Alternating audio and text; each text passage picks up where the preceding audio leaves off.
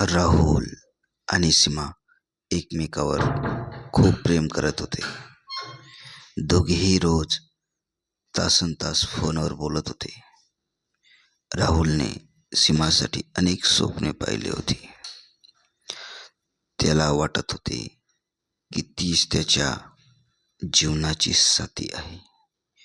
एक दिवस सीमाचे वागणे अचानक बदलू लागले. तिचे फोन आणि मेसेज कमी झाले. राहुलला काहीतरी चुकत असल्याची जाणीव झाली. सत्य शोधताना त्याला मोठा धक्का बसला.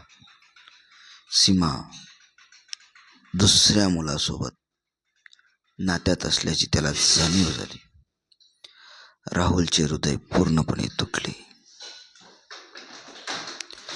ज्याच्यावर त्याने सर्वात जास्त विश्वास ठेवला होता तिनेच त्याला धोका दिलाय.